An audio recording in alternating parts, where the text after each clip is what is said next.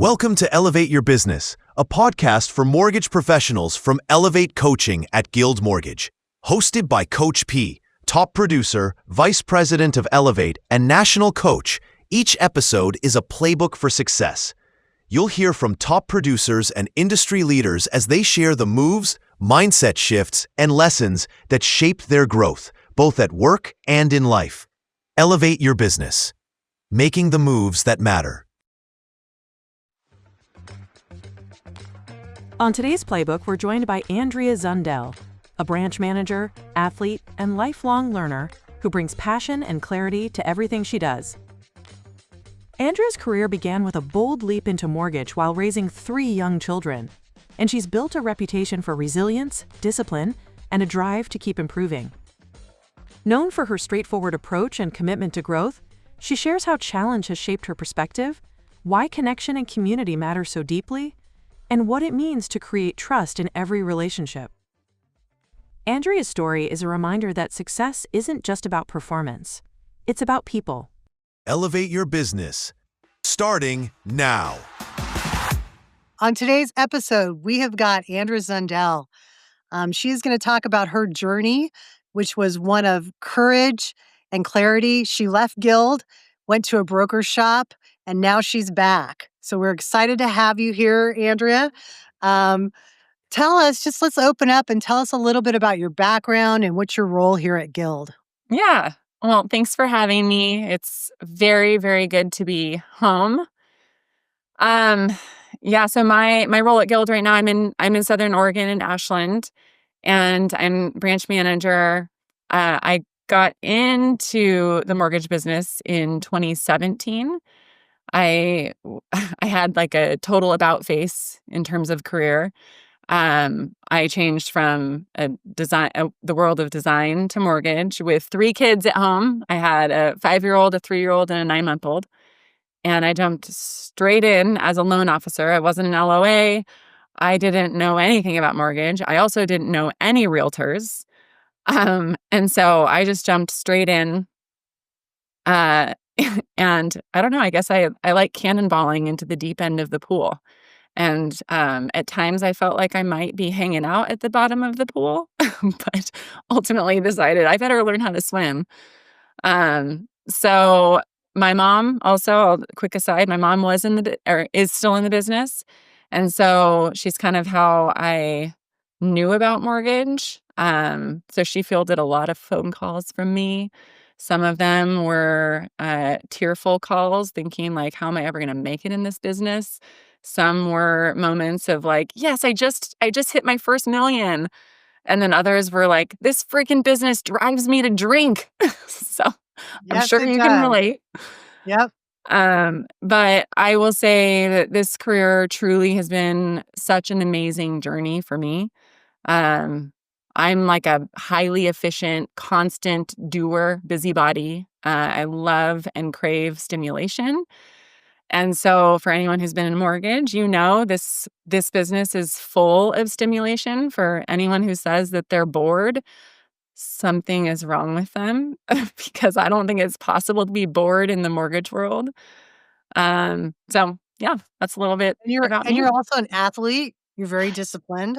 Yes, I am. I've been an athlete my whole life. I definitely thrive on discipline. I'm super driven. Like I love a good challenge. That's definitely like, I think that the stagnation piece is not my jam.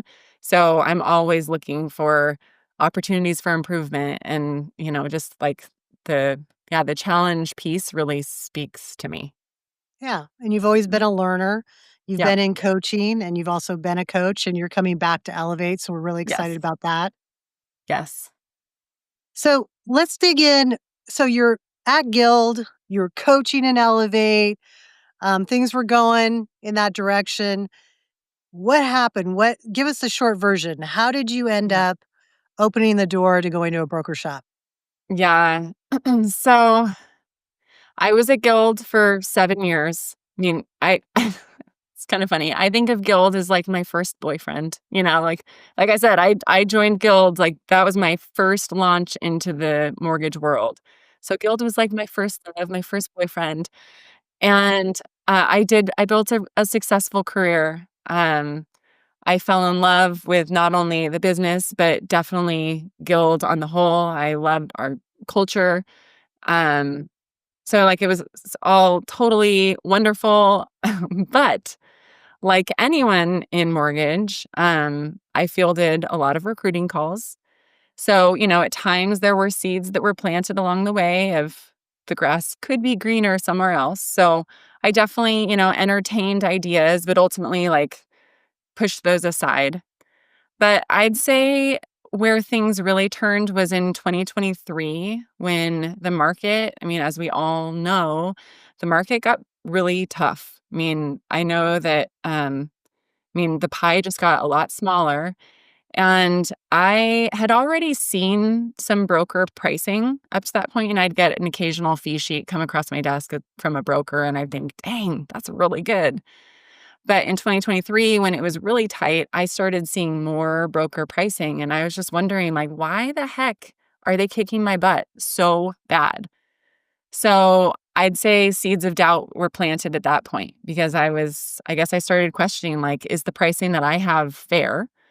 Um, Clearly there's better pricing out there. And so then I started thinking, would I win more business if I had better pricing? And then, I started chatting with other LOs outside of Guild, with other companies. I built relationships with loan officers throughout the country.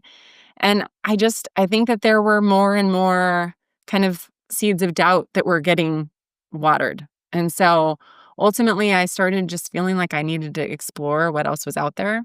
Because, like I said, Guild was my first boyfriend, and I was sort of like, what if there's another guy out there for me? Um, so the Like, other I could thing, love 2 guys. what's that? I could love 2 guys. Yeah. So, So it the was other thing, pricing. So the market was tight. Pricing, was you were looking at the pricing and you thought, "Hey, maybe I wanna give this a try." yeah. Were there other things that attracted you to that model besides pricing? Yeah, I when I started thinking about, there was something attractive to me about this idea of control. I'm a control freak, but this idea of control, like I didn't need to ask anybody for permission if I needed to get skinny on a deal to win it. My understanding of the broker world was if I needed to get really skinny, I could do it, and I didn't need to ask anyone. I didn't need a pricing exception. It's just I control it. There was just this idea too of, additional flexibility, more products. So that was definitely something that spoke to me. And then I'd be lying if I didn't also add in the money piece. Like, a lot of broker shops really advertise that, yeah, come here, you'll make 275 basis points on every deal. I'm a skeptic at heart, like truly. Everyone's guilty until proven innocent, but but that was like a part of my consideration, thinking like I did my own math. I was checking things off and was thinking, well, maybe I could actually, set my client up better and make a little bit more money. So those were the big The factors. main reason, And right? ultimately I thought about this for a while. I'm pretty decisive, but with this, it felt like a really big decision. So I did think about it for a long time. But ultimately, I pulled the trigger in January of 24, even though it was really hard. Truly, I struggled because I felt like Guild is such a great company. What if this is a huge mistake? What if I lose all this business? All the what ifs that come with it. But I also felt in my heart, like, if I don't do this, I will always wonder. And so I guess at the end of the day, I needed to just go and like another cannonball into another company. So, So you were leaving, you felt a little bit of fear yeah. leaving from what you knew, which is normal, right? I'm leaving what I know. But you also were like, "I'm committed." Like, if I said you took time and you're like, "If I'm gonna do this, I'm committed, I'm going in." Yes. So, now we're here, we made the move. What Yeah. was your first impression of the broker world when you made that transition? Wow. I will tell you. The transition was so gnarly. Um, it was a solid 3 to 6 months of chaos. I felt, um, since Guild was, so I only knew retail. So going into the broker world, it's a different beast, truly. So, I knew how to operate our LOS at Guild. I knew how to lock the loan through our platform. I knew just our little thing, and it went smooth, and it was like smooth like butter the whole time with Guild. Going to the broker world, so I learned new LOS, no big deal. But with every investor that I worked with, I had to learn how to register the loan at each investor, had to learn how to lock the loan with each investor. There's all these idiosyncrasies with each company, right? And so that was very stressful. Um, it was the other thing that I learned really quickly was when I was with Guild, I had a voice. Like I knew who to call. I knew how to move the needle when needed. I knew if a file is coming in on fire and I need the full court press on getting this across the finish line. Like I knew who to go to. What I learned very quickly in the wholesale world was like I was this little teeny tiny fish, even though I, had good production. It's this little teeny tiny fish in this really massive pond. And my voice may as well have been like the teachers of Charlie Brown. Like I was hardly heard.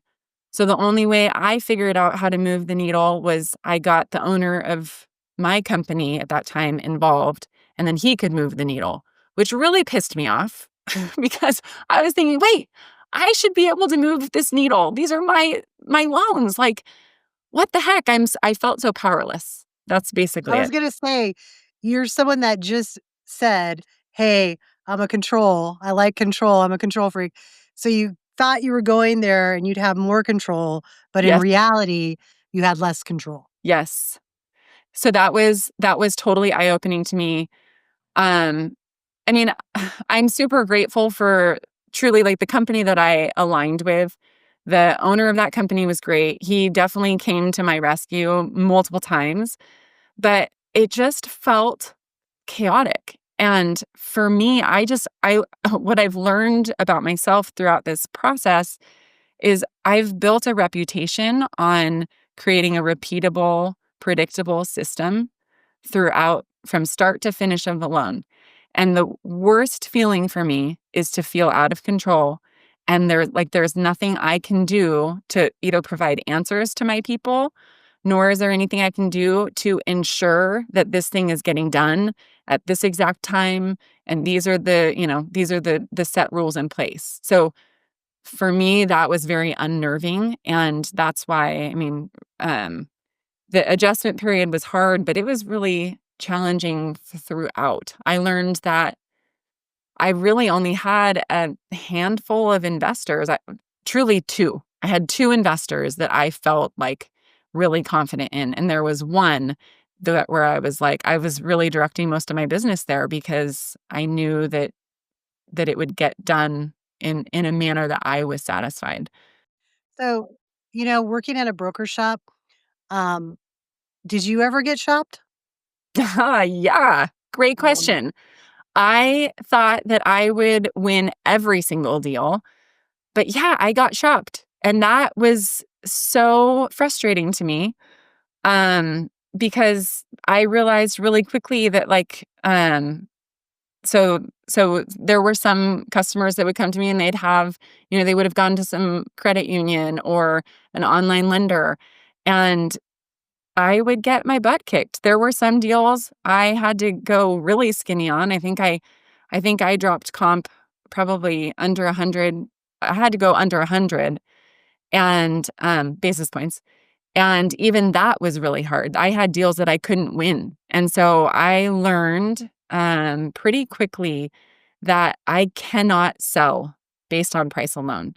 So I really stopped pushing rate as my like big sales point. I was pretty mellow in that truly like going into the broker world. I was trying to be careful with really like highlighting that, but I did learn that highlighting that is a huge mistake because there is always somebody cheaper, always. And then suddenly, if all I'm selling is rate, then suddenly all I am is I'm a commodity, and all this transaction is a transaction, and they will go to whoever is going to offer them the best pricing. So yeah, it definitely put things into perspective for me and made me realize like I need to go back to the value piece because I believe in the value that I'm bringing.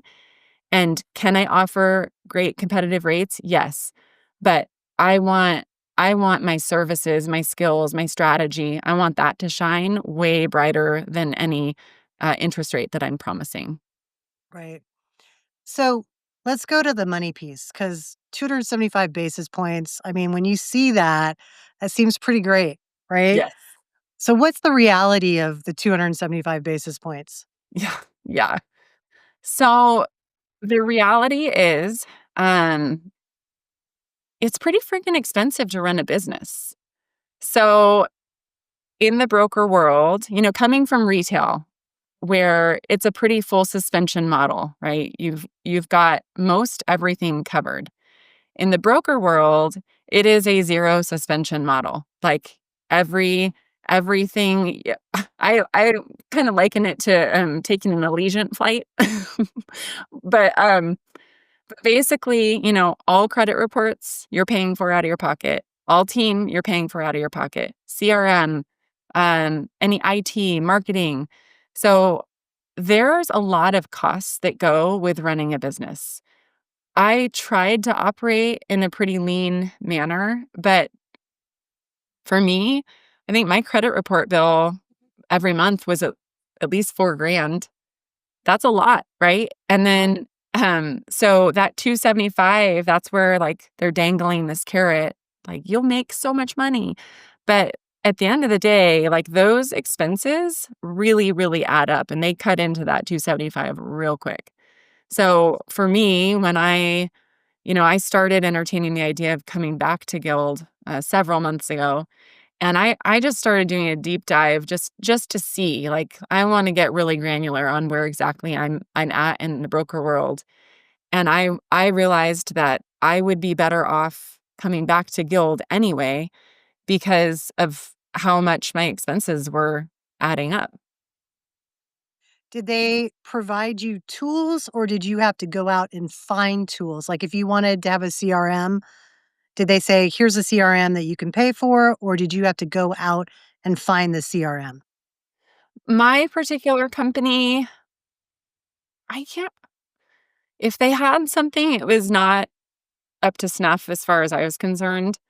For the most part, it's like it's super bare bones, they're operating bare bones, so there's not really much that comes with it. So I would say it does come down to the loan officer. So I had to go out and find the CRMs, and that's another thing, like going back to the original few months of transitioning, it's just there's so much stress in not only like bringing customers over successfully and learning the new processes and all of that, but then it's even just like figuring out what CRM do I want to use, and now I need to give it a test run, and then I need to figure out how to import everyone into this new platform. But yeah, I mean, everything is like pretty much up to you to figure out, which in some ways, like that might be exciting for people. Like, I get to have control over the exact technology pieces that I incorporate into my business. I think that's good on some levels, but it adds a lot of time, it adds additional stress, and then that cost component is really significant. So, what was there like a tipping point? Like, what happened to make you say, okay, I'm coming back to Guild? Yeah. So I don't know that there was like truly a tipping point. I think it was more just this like compounding effect that occurred. Um, I will say, I mean, my team did an amazing job of navigating all of these challenges and stressors. Uh, like I'm so proud of them. But basically, I mean, we managed to do quite a bit of business, and we definitely had transactions that went smoothly. I mean, I don't want to completely, make it seem like the broker world was all bad all the time. We had some successful, smooth transactions, but the ones that went to hell in a handbasket, like, stand out and kind of seared our memory. Um, and so it's those ones that were unnecessarily stressful that just kind of built upon one another. And so I'd say it really started just like within my team of, we'd be kind of reviewing files, reviewing the pipeline, and we would be saying, like, whatever trouble we were working through at the moment. It's like, this never would have happened if we were at Guild. We know this never would have been an issue. And so kind of like the seeds of doubt that were planted while I was at Guild, about pricing, the seeds kind of were planted here of just like the reminders of like what it once was when I was with Guild. And so I'd say for me personally, it was just so that like slow kind of compound effect. And then also over the last year, I've been working really, really, really hard about bringing more joy into my life, less stress. And because, I mean, anyone who's in mortgage, you would agree, like, mortgage is stressful enough on its own. You don't need additional stress. And that's where I kept coming back to that place of like, ever since getting into the broker world, I have been way more stressed. Like, yes, I experienced stress building my career at Guild, but this is like next level. And so with this like new intentionality of finding joy and finding like a true sense of peace, I guess I was just starting to like come to terms with whatever this current setup is out of alignment. Like, it is not adding joy, it is not adding peace into my life. And so something has to give. And when I kind of looked at all the things that were contributing, it was kind of like the main factor here is this model for me. And I will say I know some fantastic brokers who do very well, and they have a great book of business and they can close volume. Good for them. I think that there are not very many of them, honestly, because I think it's really, really hard to do that efficiently, effectively, and um, with a low amount of stress. Yeah, I just got back from an event and I spoke to a gal that is at a broker shop in Florida, and she talks a lot. She's like, "Paula, I don't have any systems and there's no support and I don't even know where to start."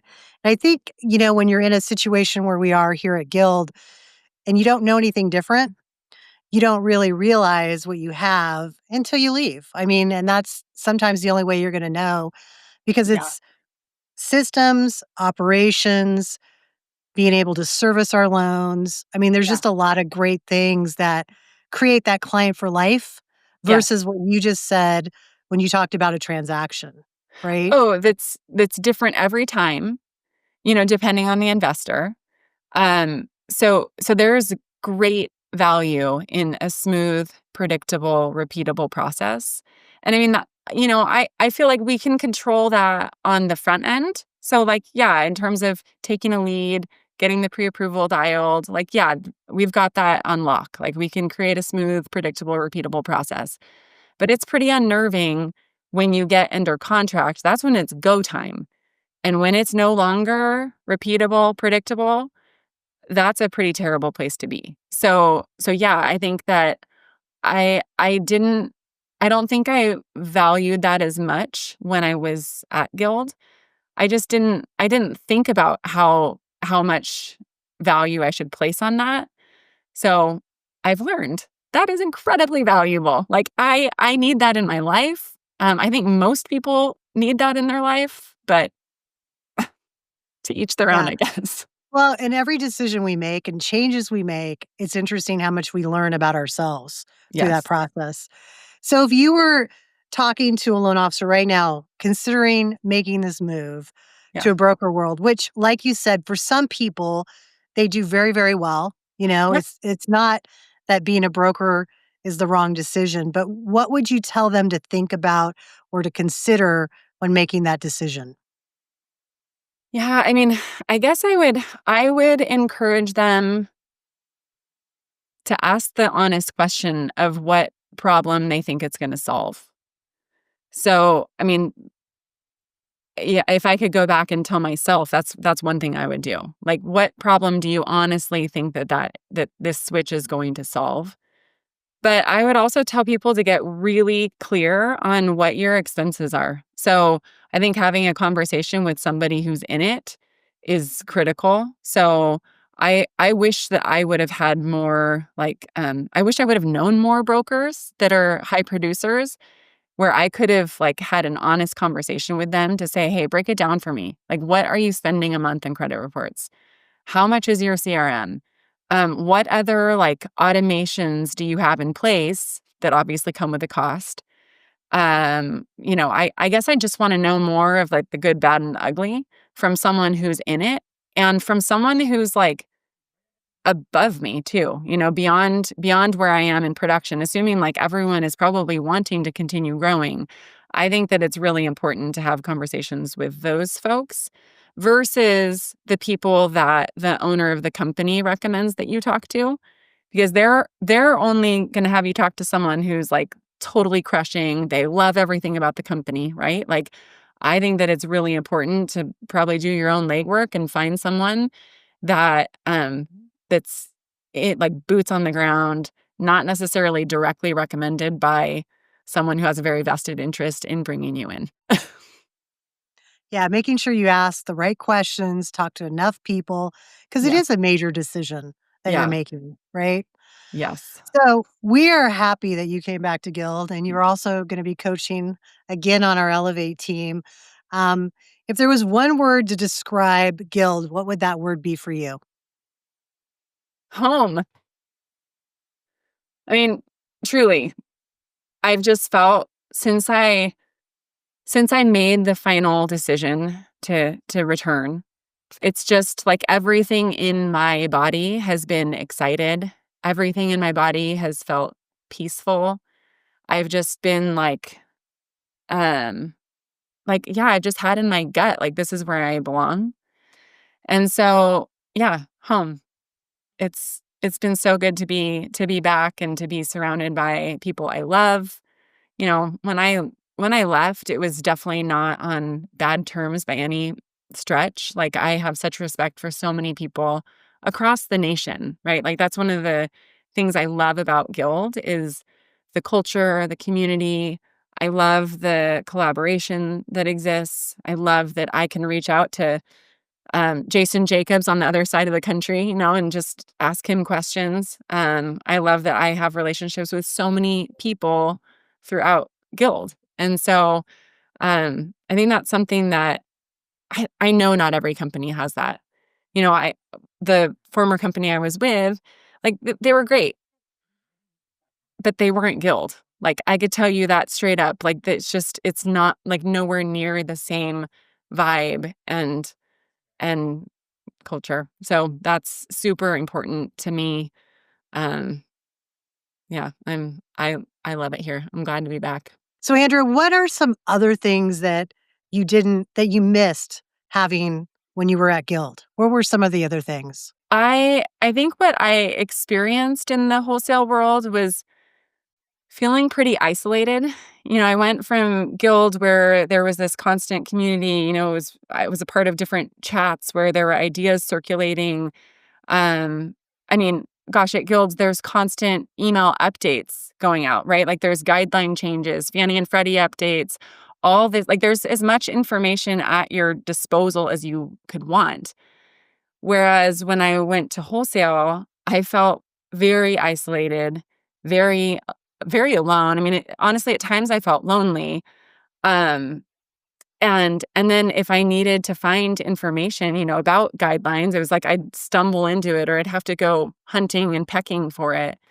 So there was just yeah, I felt like I was on an island.